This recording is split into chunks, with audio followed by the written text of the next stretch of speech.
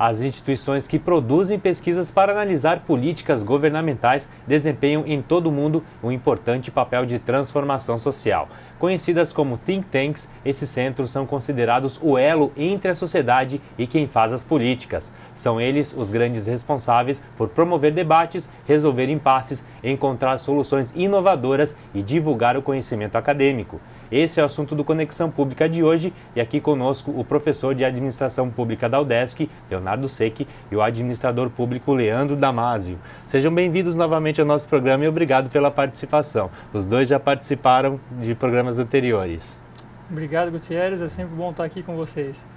Leonardo, professor Leonardo, explica pra gente como é que é esse conceito de think tanks, né? É um conceito novo aqui no Brasil, copiado dos países anglo-saxões, mas que vem ganhando cada vez mais força aqui no país. Isso, esses são os institutos de políticas públicas. Eles já nasceram na década de 50 aqui no Brasil, alguns deles já nasceram na década de 40, e durante o período militar eles ficaram bastante congelados porque o governo sempre tomou, durante a ditadura, decisões muito centralizadas, né? Os think tanks, ou seja, tanques de pensamento, era próprio dentro do governo, né? A partir do momento que a democracia voltou a se estabelecer e cada vez está mais madura, essas organizações começam a proliferar, ou seja, que organizações da sociedade civil independentes que produzem conhecimento voltado para a política pública. Então, tentando fazer um elo aí entre as universidades, a sociedade e os governantes, né? Se a gente for pensar de uma forma assim meio esquemática, o governo ele precisa tomar decisões políticas, mas as decisões políticas não podem ser só baseadas em interesses políticos. E a universidade, ela tem muito conhecimento. Então, o think tank ele faz a tradução desses conhecimentos aqui da universidade para dentro dos governos, ou seja, levar um conhecimento mais técnico, especializado, mas também com sensibilidade política, para que as políticas públicas tenham mais efetividade. No Brasil, aí, com a redemocratização, os think tanks esse papel de think tank foi assumido pelas ONGs, mas com o tempo também foi perdendo força. Hoje, cada vez mais estão surgindo institutos que começam a efetuar esse trabalho. Uma ONG é uma organização que tem um papel executor muito forte, né? Então, uma ONG, por exemplo, na área de assistência social, ela trabalha com pessoas carentes, com alcoólatras, assim por diante. É uma organização de muita ação, né? O think tank é uma organização de ação, mas ação no sentido de promoção de conhecimento. Então, ela produz conhecimento e dissemina conhecimento para a sociedade. Então, essas organizações, elas realmente, na década de 90, nasceram vários think tanks. Agora, nos anos 2000, estão cada vez crescendo mais o número de think tanks. E hoje, no Brasil, existem 81 think tanks já cadastrados, na verdade, que estão mapeados. Os think tanks no Brasil são 81, que é muito pouco ainda, porque nos Estados Unidos, né, Damasio, já são mais de 1.800 think tanks, uma sociedade muito mais madura do ponto de vista de instituições democráticas e organizações da sociedade civil para produzir conhecimento aplicado. Damasio, um think tank, o que ele precisa para ser considerado um think tank? Ele precisa ser desvinculado aí de recursos, ou precisa ter uma autonomia financeira, precisa ter uma autonomia ideológica? Como é que a gente pode considerar, quais são os pré-requisitos para considerar uma organização um think tank? Ótimo. A questão da independência ela é fundamental, né? Se bem que existem diversos tipos de think tanks, né? Cada um com uma origem, dentro de uma realidade, né? A grande característica é justamente esse meio campo ali entre os conhecimentos, né, mas conseguindo colocar isso numa linguagem, com habilidades assim, de envolver os atores para que isso se transforme em decisões, né. Eu poderia pegar um exemplo aqui de Santa Catarina, assim, a questão do contorno da alça do viário aqui da BR-101.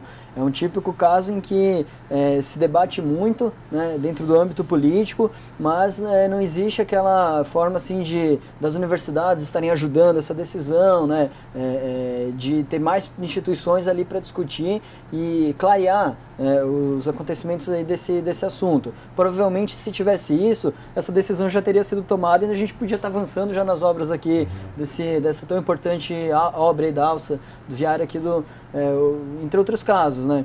Então, o think tank ele é definido, né, justamente como um instituto de políticas públicas. Ele se projeta na sociedade, né? Ele quer discutir, né? Ele quer pegar o conhecimento ali, mas quer envolver os meios de comunicação, quer escrever artigos de opinião, quer participar dos programas de TV para vir aqui ajudar as decisões, né? Então esse é um desafio no Brasil agora que a gente está está avançando no sentido de fundar essas instituições, consolidar elas, né? Procura produzir um conhecimento aí mais empírico, mais científico e menos ideológico. Exatamente. E a questão também, se a gente for fazer a diferenciação com a universidade ela tem um papel muito forte na produção de conhecimento básico. O conhecimento fundamental para a ciência, ciências humanas, ciências sociais, ciências da vida, biológicas, assim por diante.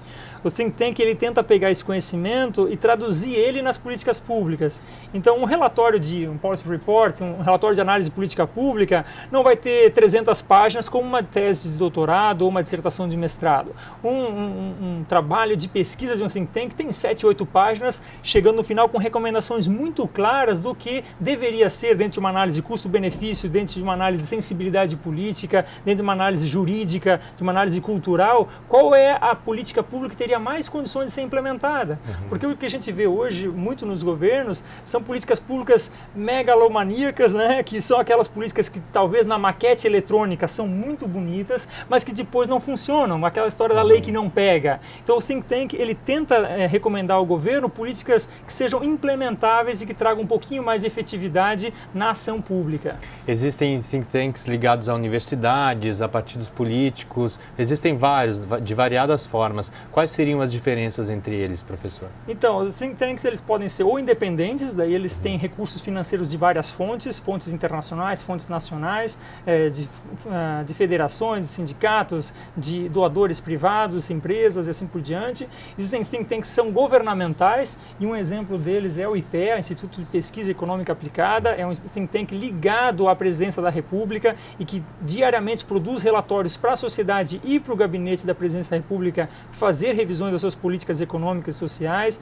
Existem think tanks que são ligados aos partidos, como você falou, né? As fundações partidárias, elas produzem conhecimento também, geram cursos e assim por diante. Existem também os mais ligados à universidade também, né? O maior think tank no Brasil é a Fundação Getúlio Vargas. A Fundação Getúlio Vargas ela é muito conhecida, né, por maioria das pessoas pela questão de ser uma faculdade, né, uma faculdade com tanto de graduação, pós-graduação, MBA, etc. Agora... surgiu como um think tank. Surgiu como um think tank e até hoje desempenha um forte papel de think tank. Eu estudei lá na Fundação Getúlio Vargas, assim, a agenda de pesquisa que existe entre estratégico, né? Existem as áreas de educação, de saúde, que eles estão na vanguarda da pesquisa nacional, com os melhores especialistas ali puxando esse tema, e a agenda de pesquisa deles tende a se tornar agenda governamental, né? Pelas redes que os pesquisadores têm, né? E eles fazem muito esse papel de policy advocacy. O que a gente chama de policy advocacy é justamente advogar, né? Em defesa de algumas políticas. Então, é um exemplo aí de think tank que fica no âmbito universitário, mas é think tank. Então, assim, se a gente for, talvez, para a audiência, melhor seria os exemplos, né? Então, o Leandro Damasio já falou da Fundação Getúlio Vargas, o IPEA, que é o Instituto de Pesquisa Econômica Aplicada, e o SEBRE, que é o Centro Brasileiro de Relações Internacionais, que, principalmente na área de Relações Internacionais, Política Exterior Brasileira, tem o Instituto Fernando Henrique Cardoso, tem o Instituto Liberdade em Porto Alegre, e aqui em Florianópolis nós temos o Instituto Pública, que é um instituto da sociedade civil, sem fins lucrativos, que produz exatamente esse tipo de conhecimento, ou seja, faz relatórios de política pública e pauta a agenda pública também com comunicação social. Peço uma licença para a gente fazer um pequeno intervalo, o tempo do primeiro bloco chegou ao fim e no segundo bloco nós voltaremos com o programa sobre os think tanks e os institutos de políticas públicas. Até já!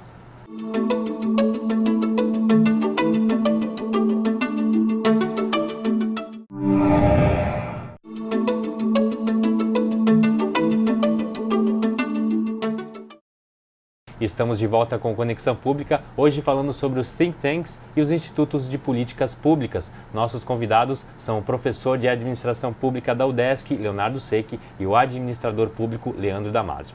Professor Leonardo, a gente falou no primeiro bloco, então, sobre os exemplos de think tanks no Brasil e em Santa Catarina também, e um deles é o Instituto Pública, que inclusive vocês fazem parte. O professor Leonardo foi o primeiro presidente e agora Damasio assumiu a presidência. Conta pra gente como é que é esse trabalho que vocês estão desenvolvendo nesse instituto.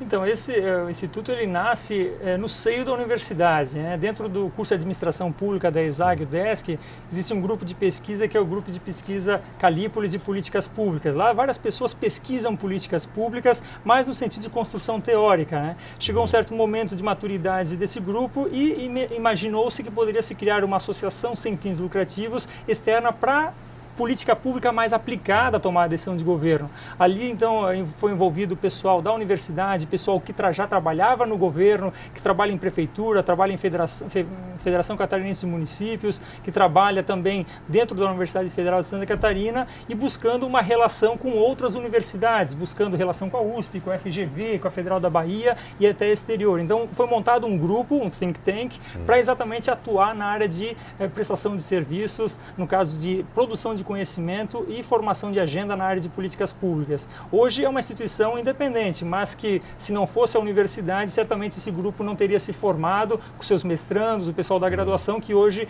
é um grupo realmente multidisciplinar que faz parte dessa organização. Profissionais aí de diversas áreas. Isso, a gente pode falar que quem compõe esse think tank é administrador público, é jornalista, é designer, é pessoal de relações internacionais, economista, estatístico, matemático, pessoal que trabalha muito com informações que precisam direcionar a política pública. Por exemplo, o estatístico é essencial para saber questão de opinião pública, para saber questão de tendência aí em vários indicadores de desemprego, de inflação, etc. Economistas, a mesma situação. E jornalista mesmo na área de comunicação social é essencial, porque, como o Damasio falou anteriormente, o think tank ele tem o papel de traduzir linguagem, né? Que é trazer o conhecimento da universidade, mas levar isso de uma forma mais direta para o público.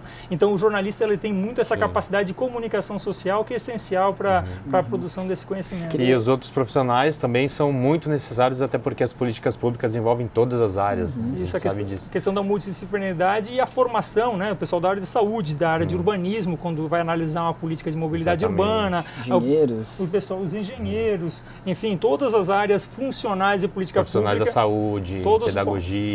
Podem fazer parte de um think tank. E o lema do Instituto Pública é verdade ao poder. Né? Então, na verdade, esse lema é um lema assim, do campo de políticas públicas quando se trata de think tanks. E a gente botou esse lema justamente para dessa conotação de que verdade, ou seja, a ciência que é produzida na universidade, né, levada para a política pública, né, para o poder. Então, essa ideia de verdade ao poder envolve muito esse exercício, né, de traduzir a linguagem científica para uma linguagem que ela possa ser discutida, né, que é uma linguagem mais simples, mais comum, mas que a gente possa conversar com o deputado, conversar com o secretário de Estado, né, para então a gente escrever um artigo no jornal de massa. Fazer essa ponte, né, entre a universidade e os agentes públicos que são os que desenvolvem as políticas públicas. Exato. E a sociedade também, porque, afinal de contas, quem é consumidor de informação para a mudança de uma postura política é a sociedade. Então, se não tiver capacidade de traduzir, vamos dizer assim, urgências, por exemplo, públicas, como a questão de mobilidade urbana, como a questão da infraestrutura, como a questão da saúde, da educação, do saneamento, né? Santa Catarina tem um problema gravíssimo na área do saneamento e as pessoas às vezes não se dão conta disso. Então, qual é o papel do think tank? Fazer que as pessoas se deem conta das urgências e que necessitam de políticas públicas muito, vamos dizer assim, de curto prazo e com pensamento de longo prazo, né, para resolver realmente o problema público na sua causa e não apenas pautar assuntos, né, trazer assuntos importantes para a discussão pública. Damasio, o Instituto Pública desenvolveu uma pesquisa recentemente, né, um estudo, aliás, potencializando as relações entre think tanks e universidades da América Latina. Como é que foi feito esse estudo e que conclusões vocês chegaram? Bacana. Bom, primeiro que a gente sabia, né, que no cenário internacional a questão de think tanks até assim, já está mais evoluída do que aqui no Brasil. Então, o Instituto Canadense que coordenou uma pesquisa ampla em termos de internacionais aí para descobrir qual é a relação entre think tanks e universidade nos outros países fora do Canadá, né?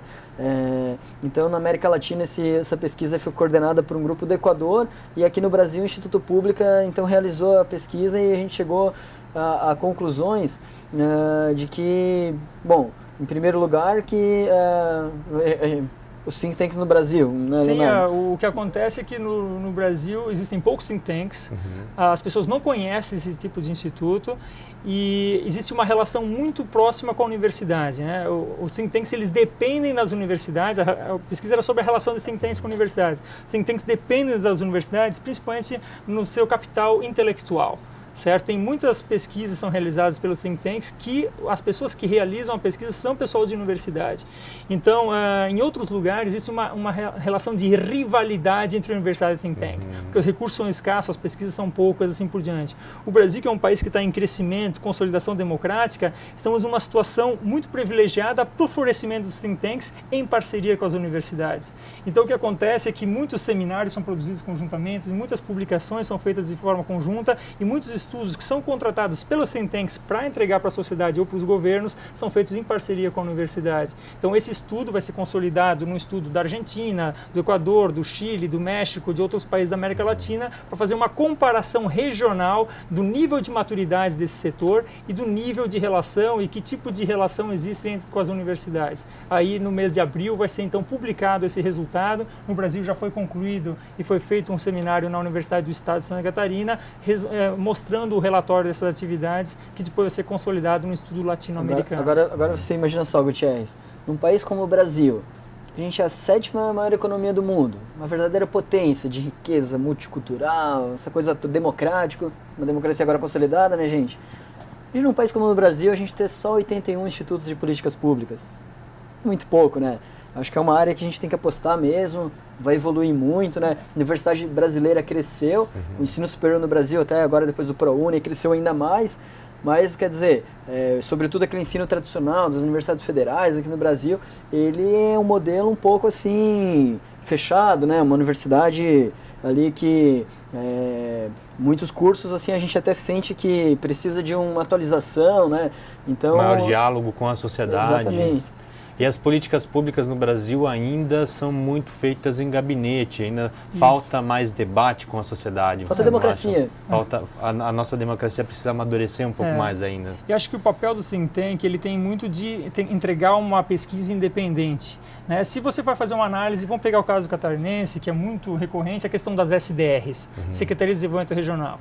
Tem uma parcela do corpo político que avalia muito positivamente as SDRs e tem uma parcela do corpo político, ou seja, outra vertente política, que avalia muito negativamente.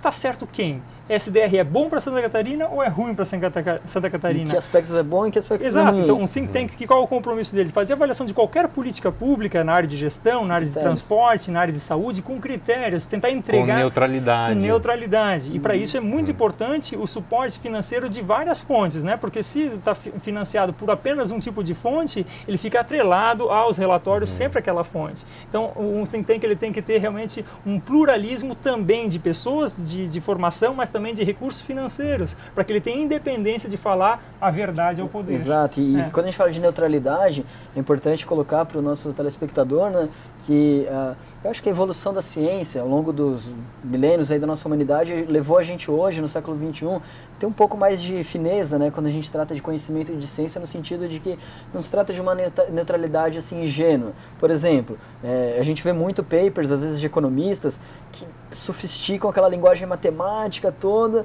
mas no fundo não convence porque as pessoas nem...